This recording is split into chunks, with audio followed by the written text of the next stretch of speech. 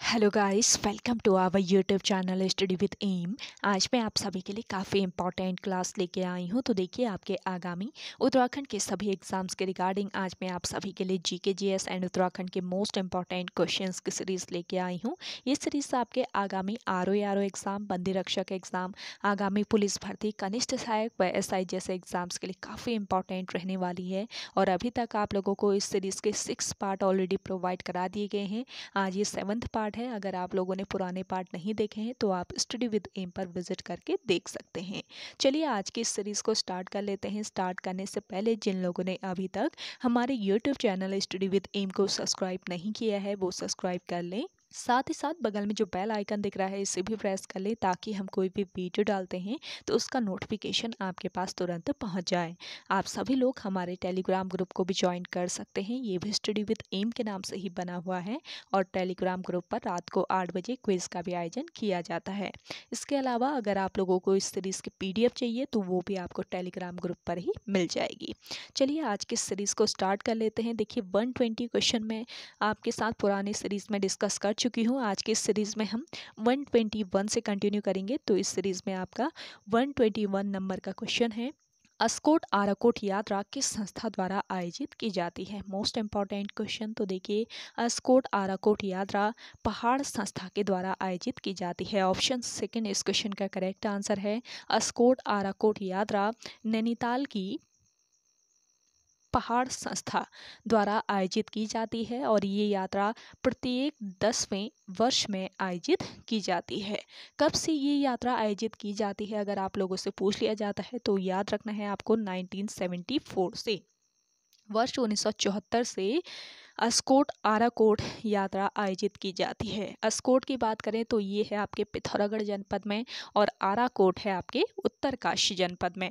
तो यह यात्रा पिथौरागढ़ जनपद के अस्कोट से लेकर उत्तरकाशी जनपद के आराकोट तक जाती है और आराकोट जो है इसे गिलगिट ऑफ उत्तराखंड कहा जाता है। इस पॉइंट को भी आप नोट कर लीजिएगा, इंपॉर्टेंट है। अगला देखेंगे, नायक जाति की उत्पत्ति किस चंद शासक के समय हुई थी। देखिए, नायक जाति की उत्पत्ति हुई थी चंद शासक भारती चंद के समय। ऑप्शन फर्स्ट इस क्वेश्चन का करेक्ट आंसर है। देखिए, भारती चंद जो थे इनके पौवाड़े कुमाऊं इतिहास में बहुत प्रसिद्ध हैं। पौवाड़ों में भारती चंद और कुमाऊं की वीरांगना भागा धोनियान के बीच द्वंद्व युद्ध का वर्णन मिलता है। नेक्स्ट क्वेश्चन देखेंगे, विश्व आर्थिक मंच की स्थापना कब हुई। देखिए, विश्व आर्थिक मंच की स्थापना हुई वर्ष 1971 में। ऑप्शन सेकंड इस क्वेश्चन का करेक्ट आंसर है। विश्व आर्थिक मंच स्विट्जरलैंड में स्थित एक गैर लाभकारी संस्था है और इसका हेडक्वार्टर कहाँ पर स्थित है, कोलोगनी में। नोट कर लीजिएगा, कोलोगनी में इसका हेडक्वार्टर स्थित है। इसका मिशन विश्व के व्यवसाय, राजनीति, शैक्षिक और अन्य क्षेत्रों में अग्रणी लोगों को एक साथ लाकर वैश्विक, क्षेत्रीय और औद्योगिक दिशा तय कराना है। और इसके अलावा देखिए, विश्व आर्थिक मंच की 2020 की शीतकालीन बैठक कहाँ पर हुई थी, दावोस स्विट्जरलैंड में हुई थी। और इसी शीतकालीन बैठक में दीपिका पादुकोण को क्रिस्टल अवार्ड भी दिया गया।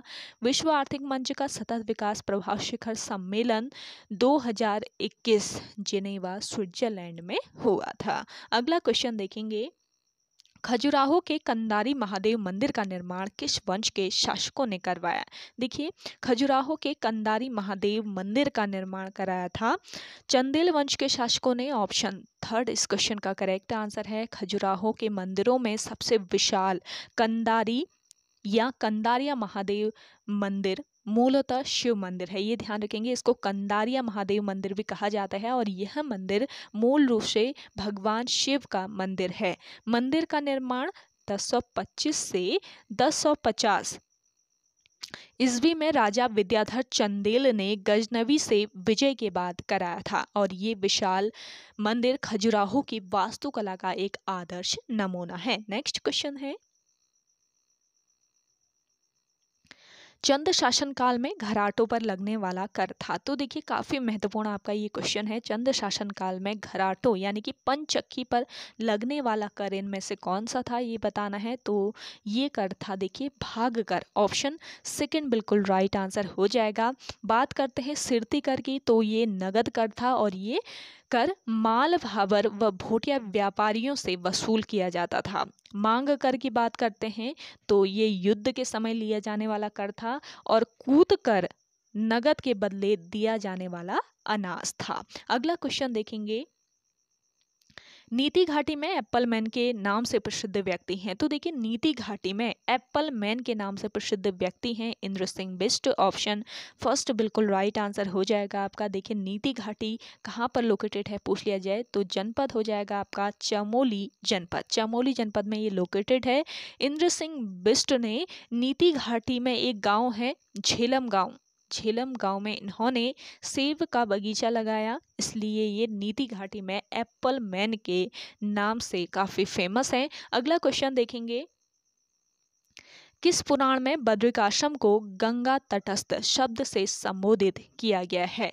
तो देखिए ये पुराण है आपका वामन पुराण, जिसमें बद्रिकाश्रम को गंगा तटस्थ शब्द से संबोधित किया गया है। नेक्स्ट क्वेश्चन है, विश्व तंबाकू निषेध दिवस कब मनाया जाता है? देखिए विश्व तंबाकू निषेध दिवस मनाया जाता है आपके 31 मई को। ऑप्शन सेकंड यहाँ पे आपका बिल्कुल राइट आंसर है। विश्व स्वास्थ्य संगठन के सदस्य राज्यों ने वर्ष 1987 में तंबाकू महामारी और इससे होने वाली रोकथाम योग्य मृत्यु और बीमारी पर वैश्विक ध्यान आकर्षित करने के लिए विश्व तंबाकू निरोध दिवस बनाया।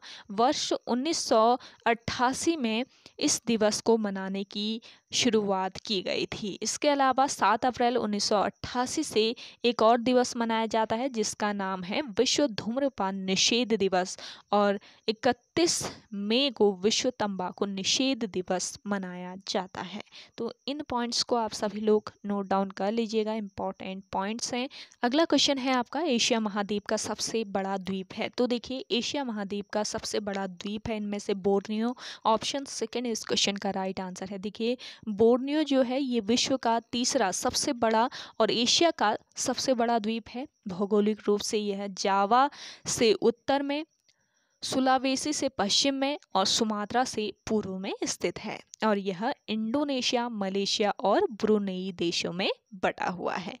नेक्स्ट क्वेश्चन देखेंगे, चंद्रबदनी मंदिर में पशु बलि प्रथा को कब समाप्त किया गया? देखिए चंद्रबदनी मंदिर में पशु बलि प्रथा को समाप्त किया गया 1969 में। ऑप्शन थर्ड इस क्वेश्चन का करेक्ट आंसर है। चंद्रबदनी मंदिर में पशु बलि प्रथा 1969 में समाप्त करने का श्रेय किसे दिया जाता है? स्वामी मनमंथन को दिया जाता है। नोट कर लीजिएगा, स्वामी मनमंथन इंपॉर्टेंट पॉइंट है। चंद्रबदनी मंदिर कहाँ पर लोकेटेड है पूछ लिया जाए तो टिहरी जनपद में ये स्थित है और चंद्रकूट पर्वत पर स्थित है। स्कंद पुराण में इस मंदिर को भुवनेश्वरी पीठ कहा गया है।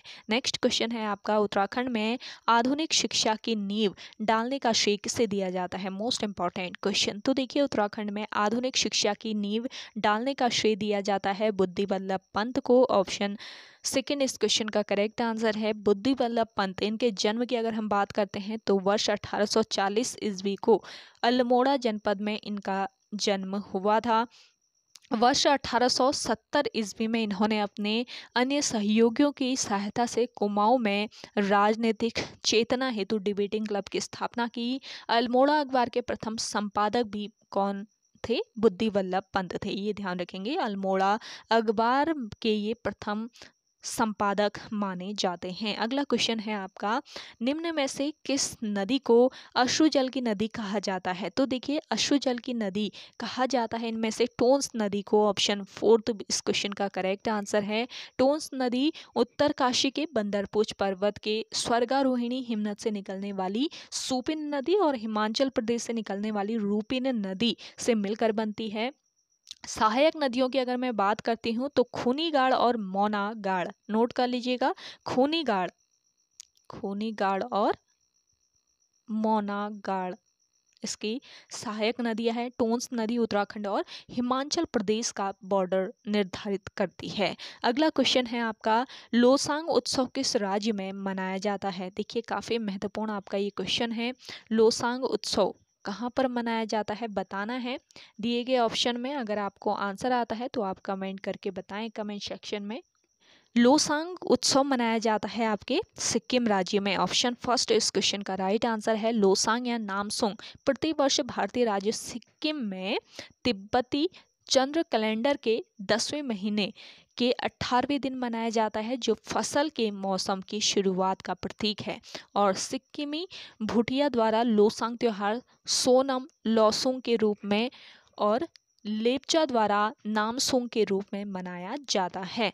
और ये त्योहार नेपाल और भूटान में भी मनाया जाता है। अगला क्वेश्चन है आपका, सौर ऊर्जा का पहला वाणिज्यिक संयंत्र कहाँ स्थापित किया गया है? सौर ऊर्जा का पहला वाणिज्यिक संयंत्र स्थापित किया गया है कहाँ पर? अवान में। ऑप्शन सेकंड यहाँ पे आपका राइट आंसर है, अवान अमृतसर में सौर ऊर्जा का पहला वाणिज्यिक संयंत्र स्थापित किया गया है। देखिए, भारत में सौर ऊर्जा हेतु विभिन्न कार्यक्रमों का संचालन भारत सरकार के नवीन और नवीकरणीय ऊर्जा मंत्रालय द्वारा किया जाता है। और सौर ऊर्जा का पहला वाणिज्यिक संयंत्र स्थापित किया गया है अवान में। मोस्ट इंपॉर्टेंट क्वेश्चन है। आप सभी को आज का ये सेशन पसंद आ रहा है? जल्दी से लाइक कर लीजिए। जिन लोगों ने अभी तक हमारे YouTube channel study with M को सब्सक्राइब नहीं किया है वो सब्सक्राइब कर लीजिए। और हाँ, आप लोग सेशन को जल्दी से शेयर कर दीजिए अगर आप लोगों ने शेयर नहीं किया है। देखिए, काफ़ी महत्वपूर्ण सेशन है ये आपके आगामी सभी उत्तराखंड एग्जाम के लिए। और आप लोगों के लिए इतनी तैयारी यहाँ पे कराई जा रही है, तो आप लोगों की जिम्मेदारी बनती है कि इसे आप लोग शेयर कीजिए। चलिए नेक्स्ट क्वेश्चन देख लेते हैं। उत्यासु बांध किस नदी पर स्थित है? उत्यासु बांध है आपके अलकनंदा नदी पर। ऑप्शन सेकंड इस क्वेश्चन का राइट आंसर है। किस जनपद में उत्यासु बांध स्थित है? आपको आंसर आता है तो आप कमेंट करके बताएं कमेंट सेक्शन में। अगला क्वेश्चन है आपका, दुगड्डा का प्राचीन नाम क्या है? देखिए, दुगड्डा का जो प्राचीन नाम है वो क्या है? नाथुपुर। ऑप्शन फोर्थ इस क्वेश्चन का राइट आंसर है। नेक्स्ट क्वेश्चन है, खाद्य और कृषि संगठन की स्थापना किस वर्ष हुई? देखिए, खाद्य और कृषि संगठन की स्थापना हुई थी वर्ष 1945 में। ऑप्शन फोर्थ यहाँ पे आपका राइट आंसर है। अगला क्वेश्चन देखेंगे, देहरादून जू प्रबंधन सोसाइटी की स्थापना किस वर्ष की गई? देहरादून जू प्रबंधन सोसाइटी की स्थापना की गई थी वर्ष 2016 में। ऑप्शन फोर्थ इस क्वेश्चन का बिल्कुल राइट आंसर है। अगला क्वेश्चन देखेंगे, भारतीय शिक्षा व्यवस्था के संबंध में चार्ल्स वुड डिस्पैच किस वर्ष लाया गया? मोस्ट इंपॉर्टेंट है। तो चार्ल्स वुड डिस्पैच लाया गया था वर्ष 1854 में। ऑप्शन फर्स्ट यहाँ पे आपका राइट आंसर हो जाएगा। देखिए, चार्ल्स वुड ने अंग्रेजी शिक्षा का प्रचार और महिलाओं को शिक्षा पर जोर देने के लिए वर्ष 1854 ईस्वी में तत्काल गवर्नर जनरल लॉर्ड डलहौजी को एक पत्र लिखा था, जिसे वुड डिस्पैच या वुड का घोषणा पत्र कहा जाता है। इसमें यह कहा गया कि प्राथमिक विद्यालयों की मातृभाषा होनी चाहिए। उच्च शिक्षा यानी कि विश्वविद्यालय की शिक्षा का माध्यम अंग्रेजी भाषा होनी चाहिए। और इस पत्र को भारत में अंग्रेजी शिक्षा का मैग्ना कार्टा भी कहा जाता है। ये भी आपका काफ़ी महत्वपूर्ण पॉइंट है। और देखिए, इस आदेश पत्र के अनुसार लोक शिक्षा विभाग की स्थापना वर्ष 1855 ईस्वी में की गई थी। ये आपका महत्वपूर्ण पॉइंट है, तो इसको भी आप लोग ध्यान रखेंगे। अगला क्वेश्चन है आपका, नचिकेता ताल किस जनपद में स्थित है? देखिए, नचिकेता ताल ये है आपके कहाँ पर? उत्तरकाशी में।